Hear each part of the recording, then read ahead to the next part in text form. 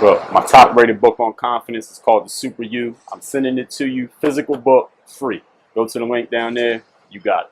DreAllDay.com. I don't know if you know where you are right now, but you are tuned into the show where you learn the discipline to show up day after day to do the work, the confidence to put yourself out there boldly and authentically, and the mental toughness to continue showing up, doing the work, putting yourself out there, even when the success you expected to achieve is yet to be achieved. And on top of this, you're going to become the go-getter who goes and makes things happen instead of waiting for things to happen. Putting all this together for the purpose of you producing whatever it is you plan to produce in life. All of this together, you get the mindset, the method, the podcast known as Work on Your Game. My name is Dre Baldwin, also known as Dre All Day. Welcome to the show. Today's topic is how to expand your imagination.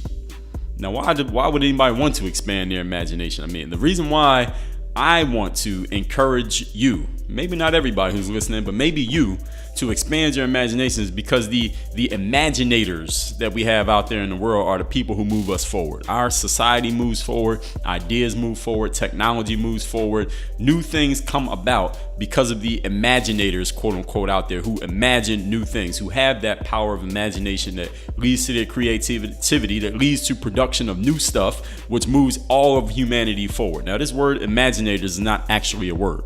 Okay, this is a word that I made up. I made it up with my imagination. It's a word I made up with my creativity. So you see what I'm doing already. I'm giving you an example of how this gets done. But today what we're going to talk about is how to expand that imagination. Like a Walt Disney was a guy with an imagination. Steve Jobs had imagination. Who else? I mean, Adolf Hitler had imagination. There are a lot of people, maybe they did something positive with it, they did something negative with it, but there was something that they came up with in their mind that no one else had at least executed on, that they executed on, and it became something that we don't forget. It became something that we remember, maybe something that we're still using to this very day. Now, disclaimer, yes, there is a place in life for people who want to maintain order, who want to pay attention to what's going on right now and keep things as they are, at least in certain aspects. But again, we're only moving forward when someone with imagination comes out here. So today's episode is about those people with that imagination, those imaginators. That's a new word that I made up. Let's get that added to the dictionary. Point number one, today's topic again, how to expand your imagination. Number one thing you got to do to expand your imagination is you got to have vision. And when I say vision, I'm not talking about sight. Okay, eyesight is what you can physically see with the human eye. I'm talking about what you can see in your mind. Your mind is a whole lot stronger than your physical eyes. See, understand, you got to be able to see what does not currently exist and have some level of belief that it can be brought to fruition. That's what I mean when I say vision. Okay, that's the definition that I made up. That's the work on your game definition of vision. I'm gonna say it again. See what does not currently exist and have some level of belief that it can be brought to fruition. Because you have no belief that it can be brought to fruition, you're not going to put any effort into it. You're not going to tell anybody about it. You'll have no belief in it. As soon as you bring it up against something or someone who disagrees with it or says that'll never work, you're not going to have any reason to fight back or any reason to stick with it because you have no belief that it can be brought to fruition. So you got to have some belief that it can happen.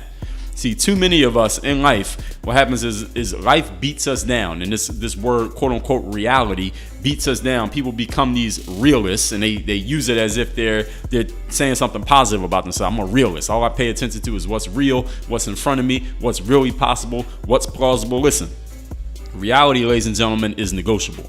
Reality is relative. Both things. Negotiable meaning you can change what is realistic for you at any given moment that you decide to. And also what's realistic for you or not realistic for you does not apply to anyone other than yourself. So when you say something is unrealistic, you're not speaking for everybody. You're only speaking for you. Now, you may use other people's failure to do something that you deemed impossible or unrealistic as proof, as supporting evidence for why something's unrealistic. But as soon as one person decides that it is realistic and then they actually do it, then that changes everybody else's idea of what realistic is. But too many people in this world become such realists that we can't see anything other than what our eyes perceive. And the problem with only seeing what we can see with our physical eyes is that human eyesight is very average. If you didn't know, if you were to read up on the eyesight of all animals in the animal kingdom, you would understand that human eyesight is very, very average. We're better. We can see better than some animals, but there are a whole lot of animals who can see a whole lot better than us. So if we're basing our if we're basing what's possible for us, our realism, our reality on what we can see with a piece of equipment, our human eyes, which is, again, scientifically by measurement, very average, is amongst the average of all animals out there, we're limiting ourselves to average results. We're limiting ourselves to average lives. So if you want to have that imagination, expanding your imagination, you got to see more than just what you can see physically, because you're only getting the average view anyway. Point number 2, today's topic is how to expand your imagination. You got to see beyond the present moment.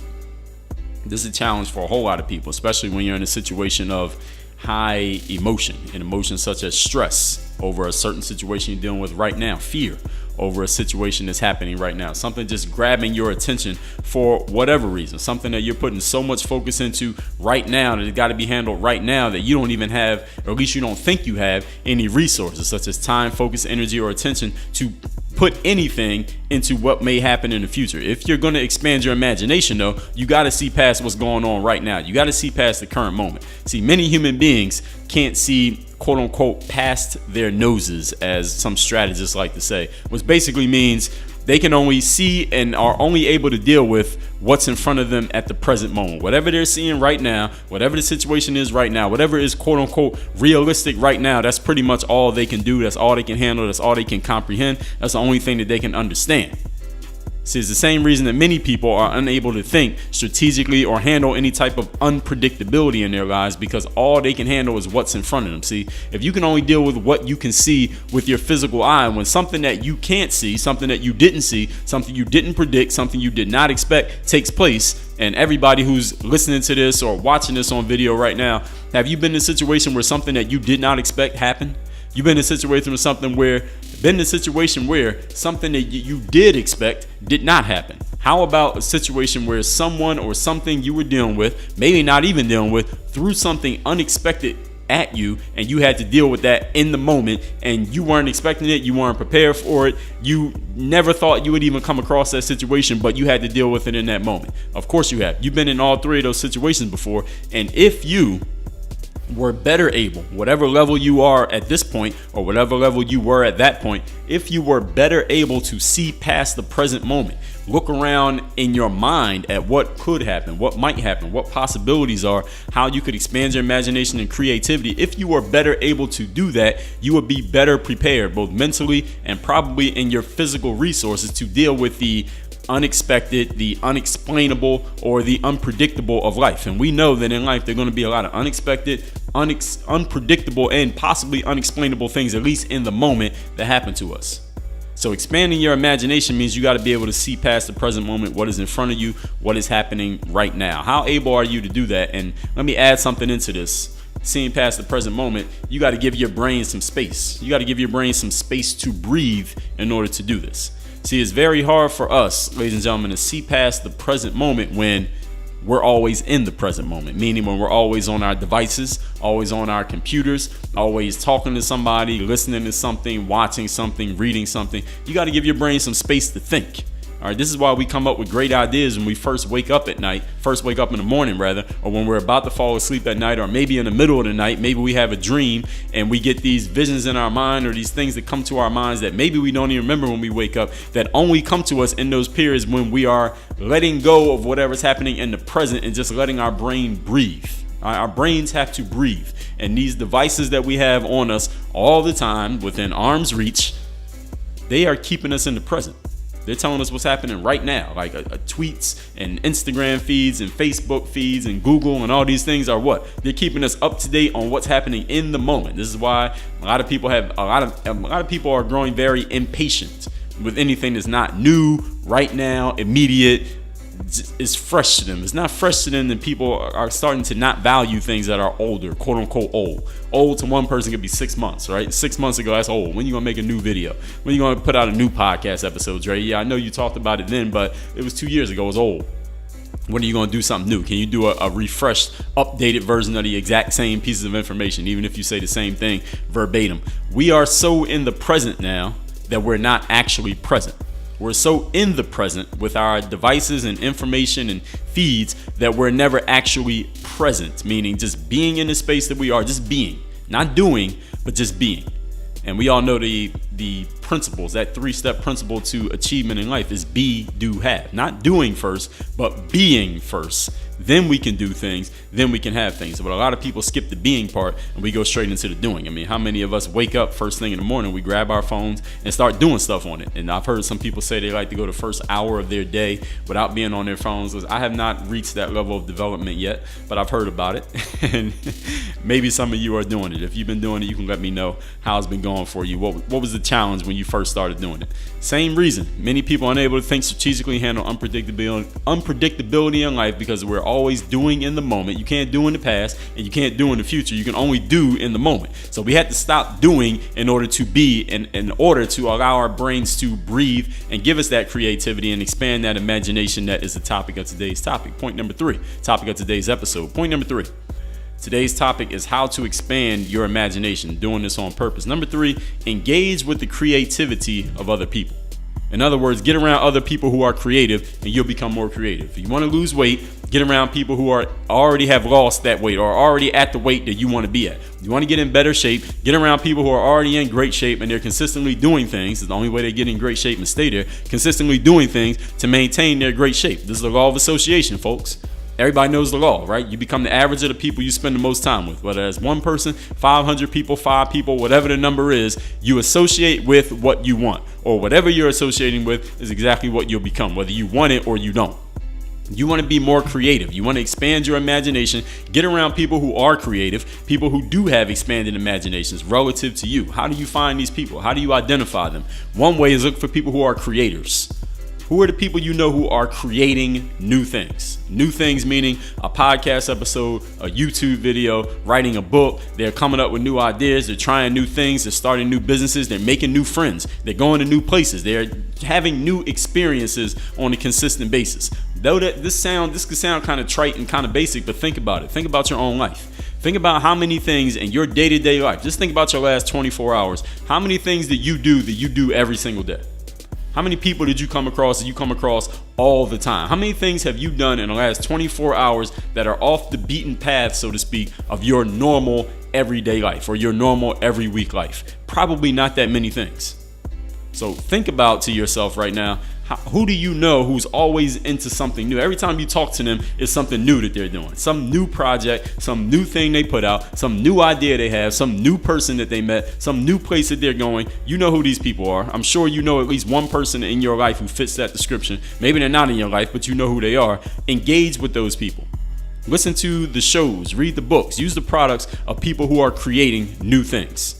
A new style, a new idea, a new way of being. That person's energy will inspire you and it'll plant new ideas in you. Just from being around that person, you'll get new ideas yourself. Because ideas are not just these things that anyone, I don't care who, the most creative person in the world, they're not just coming up with these ideas out of absolute nothing. They're combining what they already know, what they're seeing, what they're hearing, what they're experiencing, and making it into something new. You can do this just as well as anybody else does, but you got to get around the right type of energy. Get around creative people, you'll be more creative. You hang around people who smoke weed, you're going to smoke weed. You hang around people who do X, you're going to be doing X. Whatever that thing happens to be, however they're thinking, however they're being, you will be influenced by it. This is just the law of association. And since everyone knows the law of association, people repeat it all the time, and it seems like everyone agrees with it. All you got to do is associate with whatever it is you want, and these things will start working in your favor. Something in that person's idea, that person's creativity, that person's imagination will nurture your idea, your creativity, your imagination, even if to this very point you felt like you haven't had any. Let's recap today's topic, which is how to expand your imagination. Number 1, have vision. See what does not currently exist and have some level of belief that it can happen. I'm not talking about sight. Sight is what you can physically see in front of you. Vision is what you can see in your mind. The human mind is the most powerful tool known to all of humanity, more than any computer chip, more than any locomotive, more than any airplane or fuel engine or nuclear bomb. The human mind created all of those things, and they can destroy all of those things. So have the vision and some belief that you can make it happen. Number 2, see beyond the present moment. See past your nose. Be able to be present. Not do, but be present. Until you can be is not time for you to do. When you can be, your brain can breathe. It can deliver you some things from your subconscious that it otherwise would never be able to get through to you, because with all you're doing, your conscious mind is hogging up all the space. You got to get the hell out the way. And number 3, engage with the creativity of other people who are creative, people who do have more imagination than you have. Listen to their shows, read their books, use their products. Those people who create new things, styles, ideas, ways of being, their energy will inspire you and plant new ideas in you, and something in their nature and their energy will help nurture your ideas, your nature, your energy. That's how you get more imagination. If you didn't know, now you know. Work on your game. DreAllDay.com.